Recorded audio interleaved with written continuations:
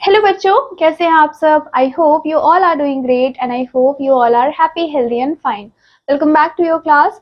सो बच्चों, now in today's class हम अपने हिस्ट्री के चैप्टर नंबर 3 के रिमेनिंग टॉपिक्स को पढ़ने वाले हैं। आज का हमारा फर्स्ट टॉपिक होने वाला है Nadir Shah invasion of India. कि हम देखेंगे कि नादिर शाह ने कैसे इन्वेड किया था इंडिया में और वो कौन कौन सी चीजें करके गया था। इन 1739 जो नादिर शाह है, जो कि रूलर हुआ करता था ईरान का, उसने अटैक किया था इंडिया पे। After going through Peshawar and Lahore, वो धीरे धीरे दिल्ली की तरफ आया एंड उसने डिफीट किया मुगल एम्परर को, जिनका नाम था मोहम्मद शाह एट करनाल।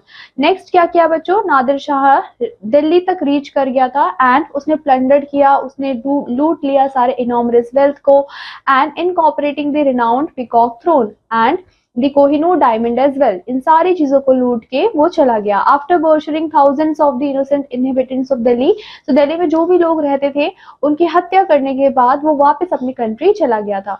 नादिर शाह का जो अटैक है बच्चों, उसने बहुत ही एक स्ट्रॉन्ग ब्लो दिया था to the prestige of the Mughal empire and इसी वजह से, इस चीज की वजह से जो मराठाज हैं वो भी काफी ज्यादा मोटिवेट हुए और उन्होंने सोचा कि उनको भी अपने एम्पायर को एक्सपैंड करना चाहिए इन नॉर्दर्न इंडिया। फिर बच्चों, Ahmad Shah Abdali attack on India. उसके बाद बच्चों, जो अहमद शाह अब्दाली था, जो कि रूलर हुआ करता था अफगानिस्तान का, उसने भी इंडिया पे अटैक किया 5 टाइम्स बिटवीन 1748 टिल 1761। बट उसका जो सबसे फेमस अटैक था वो 1761 का अटैक था, जिस टाइम पे थर्ड बैटल ऑफ पानीपत लड़ी गई थी between him and Marathas. Ahmad Shah Abdali gave a humiliating defeat to Marathas. और बच्चों, अहमद शाह अब्दाली ने क्या किया, हरा दिया था मराठास को and they were drove to retreat the Deccan for some time. After that जो मुगल रूल था, it also shrank to certain areas around Delhi and जो मुगल emperors थे बच्चों, now ruled in name only, which means कि सिर्फ नाम का ही वो लोग रूल कर रहे थे, लेकिन उनके जो एरियाज है वो धीरे धीरे श्रिंक होते जा रहे थे। द लास्ट मुगल रूलर, जिनका नाम था Bahadur Shah second, who was the one of the leaders of the great rising of 1857, was captured, उनको कैप्चर कर लिया गया एंड एक्साइल्ड कर दिया गया to the Rangoon, where he passed away in 1862 AD। Now coming to What are the causes of the downfall of the Mughal empire. Mughal empire के downfall होने के कौन कौन से रीजंस थे। सबसे पहली चीज तो अनपॉपुलैरिटी ऑफ औरंगजेब। बच्चों, औरंगजेब ने क्या किया था, सक्सीड तो किया था थ्रोन को, लेकिन कैसे किया था, अपने ब्रदर्स का मर्डर करके और अपने फादर को इम्प्रिजन करके। इसकी वजह से वो बहुत ज्यादा अनपॉपुलर हो गया था among his relatives and subjects. दूसरी चीज, जो उसने पॉलिसी चलाई थी, जो कि थी इनटॉलरेंट पॉलिसी ऑफ औरंगजेब। बच्चों, औरंगजेब ने क्या किया बच्चों, कंटिन्यू रखा with the policy of religious intolerance and उसके जो एंटी हिंदू एक्शंस थे, जैसे कि पिलग्रिमेज पे टैक्स लगाना, इम्पोजिशंस ऑफ जजिया, उसके अलावा डिमोलिशन करना टेम्पल्स का एंड फोर्सेबल कन्वर्जन्स, उसकी वजह से जो हिंदूज थे वो उसके दुश्मन बनते चले गए। उसके अलावा उसने वहां पे भी सपोर्ट को लॉस्ट कर दिया, विच मीन्स कि जो भी राजपूत थे वो भी हिंदूज ही थे, तो वो भी अब औरंगजेब को सपोर्ट करना बंद कर दिया था। Right, he made the Sikh Marathas and Jat the enemies of the empire. उसके अलावा थर्ड हमारा पॉइंट क्या है कि औरंगजेब की दक्कन पॉलिसी। उसने बच्चों 25 ईयर्स क्या किया, पेंट किए अपने इन फ्रूटलेस और मीनिंगलेस वॉर्स में एंड उसकी वजह से हमें क्या देखने को मिला, बहुत ही मॉनेटरी लॉस देखने को मिला एंड हमें बहुत सारे रिवॉल्ट्स भी देखने को मिले नॉर्थ इंडिया में। उसके अलावा इसके बहुत ही वीक एंड इनकम्पिटेंट सक्सेसर्स थे, किसके, औरंगजेब के। बच्चों, उसके जो सक्सेसर थे वो बहुत वीक थे, बहुत इनकम्पिटेंट रूलर्स हुआ करते थे एंड वो नोबल्स के हाथ के पपेट बन चुके थे, मिनिस्टर्स के हाथ के पपेट बन चुके थे एंड लेटर मुगल्स को हम मेन इन पेटीकोट्स के नाम से भी जानते हैं। फिर आता है बच्चों एब्सेंस ऑफ लॉ सक्सेशन। बच्चों, यहाँ पे आपको क्या देखने को मिला कि after the death of the ruler there was a fierce war of succession among the claimants to the throne. बहुत सारे रूलर्स थे जो कि थ्रोन के लिए लड़ रहे थे। ये जो कॉन्फ्लिक्ट्स थे उसी की वजह से रूल हो चुका था एक एम्पायर का स्टेबिलिटी, और इसकी वजह से भी हमें डाउनफॉल देखने को मिला था। फिर बच्चों, फॉरेन अटैक्स हुए थे ढेर सारे, जैसे कि जो अटैक हुआ था अहमद शाह अब्दाली का, नादिर शाह का, they gave a death blow to the Mughal empire, और उसी की वजह से जो मुगल एम्पायर है उसका डाउनफॉल और भी ज्यादा हो चुका था। They created lawlessness and weaken the administration of the empire, क्योंकि जिस टाइम पे अहमद शाह और जो नादिर शाह है उसने अटैक किया था, उसकी वजह से जो एम्पायर का एडमिनिस्ट्रेशन है वो बहुत ज्यादा वीक हो चुका था। फिर आता है बच्चों ग्रोथ ऑफ एनिमिटीज। सो बच्चों जो ग्रोथ ऑफ एनिमिटीज है between the nobles in the court undermine the stability of the empire. No one took for the problems for the country as well. तो किसी ने भी कंट्री के प्रॉब्लम को नहीं देखा, उसकी वजह से भी डाउनफॉल हुआ। उसके बाद बच्चों मॉनिटरी बैंकरप्सी। सो बच्चों हुआ क्या था, जितने भी मुगल रूलर्स थे उन्होंने स्पेंड किया बहुत ही ह्यूज अमाउंट ऑफ मनी को ऑन द मॉन्यूमेंट्स बिल्डिंग या फिर giving charities and on the Deccan and Central Asian campaigns. So at the time of Aurangzeb death हो गया था कि जितना भी ट्रेजरी था, जितना भी खजाना था वो खाली हो चुका था एंड उसके जो सक्सेसर्स थे वो फेल्ड हो गए थे कि वो कैसे इम्प्रूव करे मॉनिटरी सिचुएशन को ऑफ द एम्पायर। उसकी वजह से भी जो मुगल एम्पायर है वो डिक्लाइन हो गया था। Now coming to the Mughal administration. So बच्चों मुगल का एडमिनिस्ट्रेशन कैसा हुआ करता था, एम्परर अकबर वो बहुत ही एलिजिबल एडमिनिस्ट्रेशन हुआ करता था and he did for the first time. And उसने फर्स्ट टाइम क्या किया, न्यू एक्सपेरिमेंट्स को किया in almost each and every branch of the administration. उसने इम्प्रूव भी किए upon the administrative establishment of the Sher Shah and ultimately उसने डिजाइन किया एक ऐसे एडमिनिस्ट्रेटिव सिस्टम को जो कि मेंटेन रहे with minor alteration by the successors. So बच्चों सबसे पहले हम देखेंगे कि सेंट्रल एडमिनिस्ट्रेशन कैसा हुआ करता था। जो एम्परर हुआ करता था बच्चों वही सेंट्रल पॉइंट हुआ करते थे एंटायर एडमिनिस्ट्रेशन के एंड वो ऑटोक्रेट था, राइट। तो आप सभी को पता है और उसके जो पावर्स थे वो भी बहुत ज्यादा लिमिटलेस हुआ करते थे। नाउ दो डेस्पोट जो अकबर था बच्चों वो बहुत ही एनलाइटेंड रूलर हुआ करता था। उसने इम्प्लीमेंट नहीं किया था एंटायर एडमिनिस्ट्रेशन को single handedly. So he had a good number of minister. उसके पास बहुत ही अच्छे नंबर में मिनिस्टर्स हुआ करते थे जो कि उसको हेल्प करते थे, सजेस्ट किया करते थे। एंड जो मोस्ट सिग्निफिकेंट मिनिस्टर्स थे बच्चों सेंट्रल गवर्नमेंट के वो कौन कौन से थे, वकील, दीवान बख्शी एंड खाने समान, right. At the time of Akbar जो वकील है बच्चों उसको हम चीफ मिनिस्टर बोला करते थे। बट ये सारी चीजें धीरे धीरे फॉल होती गई of Bairam Khan. The powers and the significance of वकील office started to decline, which means कि जो वकील ऑफिस की पावर थी वो धीरे धीरे डिक्लाइन होती चली गई। कब हुई बच्चों, after the fall of Bairam Khan, right. So by 1560 AD Akbar took over the reins of empire. अब अकबर ने क्या किया, जितने भी राइन्स थे एम्पायर के उन सभी पे टुक ओवर कर लिया, उन सभी पे कब्जा कर लिया एंड उसने डिसमिस कर दिया बैरम खान को abruptly. He forced him to go to Mecca. उसने बैरम खान को बहुत ज्यादा फोर्स किया कि वो मक्का जाके आए for the pilgrimage and on the way उसने क्या किया, एक हाफ हार्टेड रिवॉल्ट को स्टार्ट कर दिया and he was easily defeated and forgiven. Soon उसको किल कर दिया गया by a Lohani Afghani who bore a grudge against him. और बच्चों क्यों मारा गया, क्योंकि लोहानी अफगानी को क्या था, ग्रज था अगेंस्ट हिम। तो बच्चों जो दीवान थे they had to control the department of finance and revenue. तो जितना भी फाइनेंस एंड रेवेन्यू का काम होता था वो दीवान ही देखा करते थे। He made rules and regulations for the land revenue settlement. उसने क्या किया, रूल्स को बनाया, रेगुलेशंस को बनाया so that कि जितनी भी लैंड रेवेन्यू सेटलमेंट है वो हो पाए। Mir Bakshi was concerned mainly with the maintenance, recruitment, training and inspection of the army and he was known as the paymaster of the imperial army.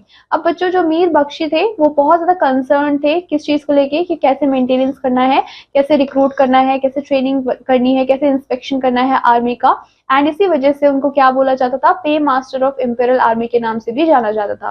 खाने समान वो इंचार्ज हुआ करते थे रॉयल हाउस होल्ड के एंड उनकी जो मेन ड्यूटीज थी वो क्या थी बच्चों, कि उन्हें कंट्रोल रखना है एम्परर की पर्सनल सर्वेंट्स पे एंड टुक केयर करना है फूड का, स्टोर्स का, एक्सेट्रा। उसके अलावा he had also to manage the karkhanas, which means कि जितने भी कारखाना हुआ करते थे उन सभी को मैनेज करने का काम इनका हुआ करता था। द सरदार सदूर was to promote Islamic learning. और यहाँ पे जो सरदार सदूर थे उनका काम क्या था कि जितना भी इस्लामिक लर्निंग है उन सभी को प्रमोट करने का काम इनका हुआ करता था। The officer of the judicial department जैसे कि क्वाजीज एंड मुफ्तीज इनको अपॉइंट किया जाता था by the king so that की रिकमेंडेशन मिल पाए। So all the officer of the judicial department जैसे कि काजीर और मुफ्तीज इनको अपॉइंट किया जाता था by the king on his recommendation. Now coming to provincial administration. So for administrative objective जो भी मुगल एम्परर्स थे उन्होंने डिवाइड किया था एम्पायर को into provinces और सुबह के नाम से भी इनको जाना जाता था। जो हेड होते थे प्रोविंशियल एडमिनिस्ट्रेशन के उनको हम सूबेदार बोला करते थे एंड उनकी जो ड्यूटीज हुआ करती थी वो क्या क्या थी बच्चों, मेंटेन करना पीस को एंड ऑर्डर को इन द प्रोविंस एंड जो कोर्ट है उसको होल्ड करना एंड एडमिनिस्टर करना इवन हैंडेड जस्टिस को, मोटिवेट करना एग्रीकल्चर को, ट्रेड को एंड इंडस्ट्री को in the supreme military commander in the province, and he had the powers to punish the disobedient subordinates. तो बच्चों उनके पास क्या हुआ करती थी, जो भी सुप्रीम मिलिट्री कमांडर हुआ करते थे प्रोविंस में, उनके पास ये पावर हुआ करती थी कि जितने भी डिसओबीडिएंट क्या है बच्चों, सबऑर्डिनेट है, उन सभी को वो पनिश कर सकते हैं। But there were some checks, लेकिन कुछ चेक्स भी थे जो कि आपको देखने को मिलते हैं, which is the power of the सूबेदार। उसके अलावा एटलीस्ट जो हमारे 3 सेंट्रल मिनिस्टर हुआ करते थे, जो कि थे आपके देवार, मीर बख्शी एंड सदर उस सदर, ये एंजॉय करते थे डायरेक्ट कंट्रोल को ओवर द सूबेदार। द एम्परर अपॉइंटेड अ सूबेदार आफ्टर कंसल्टिंग दीज मिनिस्टर्स। तो बच्चों जो भी राजा हुआ करता था उस टाइम पे, वो अपॉइंट किया करता था सूबेदार को, किससे कंसल्ट करने के बाद, मिनिस्टर से कंसल्ट करने के बाद। जो प्राइमरी यूनिट हुआ करता था एडमिनिस्ट्रेशन का, वो विलेज ही हुआ करता था, एंड ये किसके अंडर कंट्रोल में था बच्चों, मुकद्दम एंड पतवाड़ी एंड चौकीदार, इन तीनों के अंडर में था। एंड जो पंचायत है बच्चों, वो भी सेटल डाउन हुआ था आपके विलेज डिस्प्यूट्स में। फिर आता है रेवेन्यू सिस्टम। सो बच्चों अगर हम पहले के टाइम की बात करें तो जो मेन सोर्स ऑफ इनकम हुआ करता था गवर्नमेंट का, वो लैंड रेवेन्यू ही हुआ करता था। सो अकबर ने बहुत ज़्यादा ट्राई किया कि वो टैप कर पाए कुछ अदर रिसोर्सेज ऑफ इनकम को, एंड उसने अपॉइंट किया तोदार मल को एज हिज रेवेन्यू मिनिस्टर, ताकि वो रिफॉर्म करे इसके लैंड के रेवेन्यू सिस्टम को। He got the cultivable and land measured, and उसने क्या किया, ही फिक्स द लैंड, उसने लैंड को फिक्स किया, एंड जो क्वांटिटी प्रोड्यूस हो रही है उसने उसको भी फिक्स कर दिया। सो पीजेंट्स कुड पे land revenue either in cash और गुड्स। सो जितने भी पीजेंट्स हुआ करते थे उनको लैंड रेवेन्यू देना पड़ता था, चाहे वो कैश में दे चाहे वो गुड्स के थ्रू दे। जो गवर्नमेंट है बच्चों, वो भी लोन को प्रोवाइड किया करती थी to the peasants in time of drought and famines, क्योंकि ड्रॉट एंड फेमाइंस में एग्रीकल्चर नहीं हो पाता था, उस वजह से जितनी भी फसल खराब हो जाती है तो उसकी वजह से वो टैक्स नहीं दे पाते थे।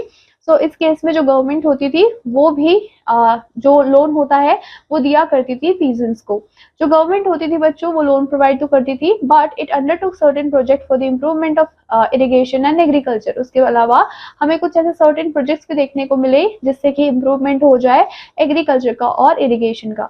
जो अदर सोर्स ऑफ इनकम हुआ करता था स्टेट का बच्चों, वो ऑक्ट्राई हुआ करता था, टैक्सेस हो गया, माइंस हो गया, स्टेट ट्रेडिंग हो गया, सॉल्ट पे उस टाइम पे टैक्स लगा करता था, सॉल्ट टैक्स हो गया। उसके अलावा present to the emperor by his nobles, जितने भी फाइन्स होते थे on guilty person, which means कि अगर किसी ने कोई भी डिसोबीडियंस दिखाया है तो उस पर भी क्या लगाया जाता था बच्चों, फाइन लगाया जाता था। तो वो भी क्या है, एक सोर्स ऑफ इनकम ही हुआ करता था। And income from the minting of coins, ये सारे ही इनके रेवेन्यू सिस्टम के सोर्सेस थे। फिर आता है बच्चों द मनसाबदारी सिस्टम। सो बच्चों Akbar reorganize the entire machinery of the civil and military service on the new lines, जिसको हमने नाम दिया था मनसाबदारी सिस्टम। सो बच्चों जो वर्ड है मनसाब, वो सिग्निफाई करता है रैंक को या फिर प्लेस को, एंड जो मनसाबदार थे बच्चों वो होल्डर्स थे रैंक के in the emperor service. They were categorised into 33 grade in accordance with the number of horsemen to be supplied by an officer to the king. Now बच्चों हमें क्या देखने को मिला, हमें यहाँ पे रैंक्स भी देखने को मिली, उनको कैटेगराइज किया गया था 33 ग्रेड्स के अंदर, किसके अकॉर्डिंग्स में, with the number of horsemen to be supplied by an officer to the king. Now बच्चों ये जो ग्रेड्स हैं they range from the command of 10 to 10,000, and जो मनसाबदार थे बच्चों वो रिसीव करते थे पे को according to their ranks, which means कि जिसकी जैसे रैंक है उसी के अकॉर्डिंग उनको सैलरी दी जाती थी। and they had to provide the number of men shown in their grade. Now बच्चों जो highest grade थे they were preserved for the members of the royal family. तो जो highest जो grade हुआ करते थे वो royal family के member को दिया जाता था, and जो मनसाबदार होते थे बच्चों इनको ट्रांसफर भी किया जाता था by emperor at his supreme will. Now जो मनसाबदारी troops है बच्चों उनको रिक्रूट किया जाता था by the मनसाबदार himself. जितने भी किंग थे however laid down general rules for the recruitment, उन्होंने क्या किया, कुछ जनरल रूल्स को सेट डाउन कर दिया कि कैसे रिक्रूटमेंट करना है, कैसे मेंटेनेंस करना है और पेमेंट करना है ट्रूप्स को।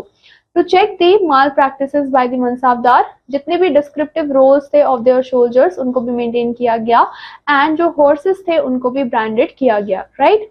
Now coming to agrarian relations. So वो बच्चों जो भी पॉलिटिकल स्टेबिलिटी ग्रांट की गई थी बाय द मुगल, अनडाउटली क्या हुआ बच्चों, उससे ग्रोथ हमें देखने को मिला है। एग्रीकल्चर, ट्रेड, कॉमर्स, इन सारी चीजों में हमें ग्रोथ देखने को मिली है। Agriculture continue to dominate the finance with the food grains, जो एग्रीकल्चर है उसने कॉन्टिन्यू रखा और डोमिनेट भी किया फाइनेंस को फूड ग्रेन से, एंड ये स्टेपल प्रोडक्शन हुआ करता था। कुछ सर्टेन फूड ग्रेन्स थे, स्पाइसेस थे, कॉन्डिमेंट्स थे जिनको एक्सपोर्ट किया जाता था from the Gujarat, Bengal and Deccan, and कोई भी फूड स्टफ ऐसा नहीं था जिसको इम्पोर्ट किया जाता हो, which means bearing fruit and other delicacies for the prosperous class and royalty, which means कि कोई भी आपके जो भी फ्रूट होते हैं या फिर आपकी कोई भी स्पेशल डेलिकेसीज होती है, इन सारों को कहाँ दिया जाता था, जो भी प्रोस्पेरस क्लासेस होते हैं, रॉयल्टी वाले लोग होते हैं, उनको दिया जाता था। Although a peasants had to pay approximately half of his production as taxes. So बच्चों जो भी peasants होते थे उनको क्या करना पड़ता था, उनको टैक्स को पे करना पड़ता था, which means कि जितनी प्रोडक्शन है एंड जितना प्रोड्यूस हुआ है उसका 50% उनको टैक्स देना पड़ता था। He had sufficient to eat to meet his all the common needs, which means कि जो common man है उसके पास sufficient food बच जाता था खुद के खाने के लिए। During this period जो peasants थे बच्चों, they were not dispossessed from his land as long as he paid land revenue. So बच्चों जितने भी peasants हुआ करते थे उनको कभी भी डिस्पोजेस नहीं किया जाता था उसके लैंड से, which means कि जो लैंड है उससे निकाला नहीं जाता था जब तक कि वो लैंड रेवेन्यू को भर रहा है। He could also sell his land, वो अपने लैंड को सेल कर सकता था, else his children जो थे वो इनहेरिट करते थे उस लैंड को आफ्टर द फादर्स डेथ। सो बच्चों वो peasants जो कि ओन करते थे लैंड को उसको हम खुदकश्त बोलते थे, and they paid land revenue, वो लैंड रेवेन्यू को पे किया करते थे eight customary rates.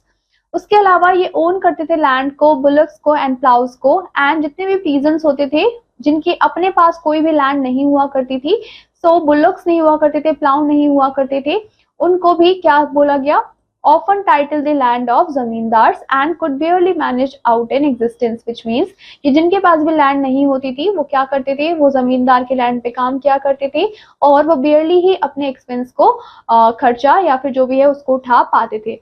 Such peasants were known as pahis, और ऐसे peasants को pahis बोला जाता था, and there were a lot of cultivable and land available, और उस टाइम पे बहुत सारा cultivable land हमारे पास available हुआ करता था। Peasants proprietors were more in numbers instead of pahis and the village artisans. So बच्चों अगर हम देखें तो जितने भी peasants थे वो ज्यादा numbers में थे at pahis as compared to village artisans, जितने भी artisans थे वो कम थे लेकिन जो भी pahis थे वो ज्यादा नंबर में हमें देखने को मिले हैं। And underscoring characteristics of the financial condition during the time was glorious disparity between the luxurious lifestyle of the nobles and zamindars on one hand and abject poverty of peasants. So बच्चों इस time पे हमें बहुत ही glorious disparity देखने को मिली है क्योंकि जो नोबल्स थे, जो जमींदार थे वो बहुत ही लग्जरी की लाइफ जीते थे, लेकिन जो पीजेंट्स थे, जो लेबरर्स थे, आर्टिसंस थे, उनको बहुत ही गरीबी का लाइफ जीना पड़ता था, राइट, क्योंकि उनके पास क्या था, बहुत ही हेवी बर्डन हुआ करता था टैक्सेशन का, उनको टैक्स देना पड़ता था। On the other hand the right of ownership of land mainly वो डिपेंड करता था सक्सेशन पे, बट जो न्यू राइट्स थे ओनरशिप के लैंड के एंड उनको क्रिएट भी किया गया for the all time. As per tradition anybody who first bought land under cultivation was thought as its owner. So बच्चों ट्रेडिशनली अगर हम देखें तो कोई भी इंसान जो भी लैंड को खरीदता है उसको ही ओनर माना जाता था। Beside owning the lands they cultivated, जो कंसिडरेबल ग्रुप होता है जमींदार्स का, they had the hereditary right of gathering land revenue. उनके पास क्या होता था बच्चों, एक हेरिडिटरी राइट होता था कि वो गैदर कर सकते हैं जितना भी लैंड रेवेन्यू है उसको from the number of villages. इसको हम क्या बोलते हैं बच्चों, जमींदारी बोलते हैं या फिर तालुका बोलते हैं। For gathering the land revenue, जितने भी जमींदार होते थे वो क्या करते थे, they got a share of land revenue up to 25%, but unlike modern zamindars they were not the owners, which means कि वो ओनर्स नहीं हुआ करते थे लैंड्स के। जितने भी पीजेंट्स होते थे जो कि रियली कल्टिवेट करते थे लैंड को, they could not be disposed of their land until they stop paying the land revenue, which means कि किसी भी इंसान को जो कि उस लैंड को ओन करता है उसको बाहर नहीं निकाला जाता था जब तक कि वो टैक्सेस को पे कर रहा है, right. Thus, the zamindars and peasants had their own hereditary rights in the hand, और इसी वजह से जो भी जमींदार थे, जो भी peasants थे, उनके पास अपने क्या थे, हेरिडिटरी राइट्स थे अपने हाथों में। Above the zamindars, वर दी राजा, जितने भी जमींदार हुआ करते थे वो राजा हुआ करते थे, जो कि डोमिनेट करते थे बहुत ही बड़े बड़े पार्ट ऑफ टेरिटरीज को एंड एंजॉय करते थे इंटरनल ऑटोनॉमी को। सो बच्चों, जो सोसाइटी था वो बहुत ही हाईली हिरार्कियल हमें देखने को मिला है। जो जमींदार हुआ करते थे उनकी अपनी आर्म फोर्सेस हुआ करती थी एंड वो फोर्ट में रहा करते थे। दो जो कंबाइंड फोर्सेस होती थी जमींदार्स की वो कंसिडरेबल होती थी and they were disperse and could not field big forces at a given place at a time. So बच्चों, according to एन ए अकबरी, जो कि अफजल फजल ने लिखी थी, जो जमींदार हुआ करते थे उनके पास टोटल 3,84,558 सवार हुआ करते थे एंड 42,77,057 फुट सोल्जर्स हुआ करते थे एंड 1,863 एलिफेंट्स हुआ करते थे एंड 4,260 कैनॉन्स भी हुआ करते थे। दस जो zamindar formed a massive and powerful class, उसी वजह से जो जमींदार थे बहुत ही मैसिव और पावरफुल क्लास भी माने जाते थे। It was not possible for any king और central authority to ignore them, which means कि कोई भी राजा या फिर कोई भी सेंट्रल अथॉरिटी उनको इग्नोर नहीं कर सकती थी। In the addition of zamindars, they were a very good class of religious divines, scholars who were granted tract of land of their own maintenance. So बच्चों, ऐसे grants को हम क्या बोलते थे? मदद माश। So बच्चों, ये जो grants थे ये बहुत ही often hereditary बनते चले गए and many of the grantees वो ज्यादातर राइटर्स हुआ करते थे, काजी हुआ करते थे, हकीम हुआ करते थे, स्कॉलर, आर्टिस्ट, ये सारी चीजें हुआ करते थे। फॉर इंस्टेंस जो अकबर है बच्चों, he granted a piece of land to Sikh guru Ramdas, जिन्होंने फर्दर डेवलप किया into a town which is also known as Amritsar. Now बच्चों, coming to time to recall, so आज के चैप्टर में हमने क्या पढ़ा कि जो फर्स्ट बैटल ऑफ पानीपत था, it was fought between Babur and Ibrahim Lodi in 1526। उसके बाद हमने देखा कि जो बाबर है वो फाउंडर हुआ करता था मुगल डायनेस्टी का। Sher Shah defeated Humayun in the battle of Kannauj in 1540।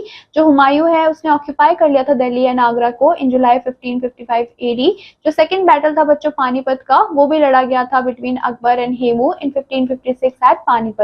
जो अकबर था बच्चों वो 13 इयर्स का था जब वो एम्परर बना था। अकबर का जो रिलीजियस पॉलिसी था वो लिबरल था एंड उसने कंस्ट्रक्ट किया था इबादत खाना को, जहाँ पे रिलीजियस डिस्कशंस होती थी। अकबर ने इंट्रोड्यूस किया था दीन इलाही को, which is a new religion. And जो नूर जहां थी बच्चों वो वाइफ थी किसकी? जहांगीर की। नाउ जो नूर जहां की पोर्ट्रेट है बच्चों उसको सेट किया गया था रॉयल कॉइन्स में एंड सील्स में along with the Jahangir. Akbar ने क्या किया था? कंस्ट्रक्ट किया था एक न्यू सिटी को, which is a Fatehpur Sikri near the Agra. Shah Jahan ने बच्चों क्या किया था? he made the peacock throne on which he used to sit, वो उसी पे बैठा करते थे एंड जो कोहिनूर डायमंड है वो उसी थ्रोन पे फिक्स्ड हुआ करता था। Jahangir ascended on the throne after the defeating his brothers, Jahangir ने क्या किया? अपने भाइयों की हत्या की, उनको हराया, उसके बाद वो थ्रोन पे बैठ गया। सिसोदिया राजपूत ने क्या किया बच्चों? डिनाई कर दिया कि वो एक्सेप्ट नहीं करेंगे मुगल अथॉरिटी को। जो टर्म है मनसाबदार, ये सिग्निफाई करता है इंडिविजुअल को जो कि होल्ड करता है एक मनसब को एंड ये डिनोट करता है एक पोजीशन को और रैंक को। जितने भी मनसाबदार थे बच्चों उन्होंने रिसीव किया था सैलरीज को एज रेवेन्यू असाइनमेंट, जिनको हम जागीर्स भी बोला करते थे। जो जब्त था बच्चों वो एक रेवेन्यू सिस्टम हुआ करता था। Todar Mal executed a careful survey for the land and Abdul Fazl उन्होंने स्क्रिप्ट किया था अकबरनामा को। सूबेदार बच्चों he was the head of suba as well. तो बच्चों ये सारे ही पॉइंट्स हैं जो कि हमने आज के चैप्टर में पढ़े एंड इसी के साथ हमारा ये चैप्टर होता है यहाँ पे कंप्लीट। सो आपको क्या करना है? आपको इस चैप्टर को अच्छे से गो थ्रू करना है, रिवाइज करना है and I will meet you in your next class. Till then take care and bye bye.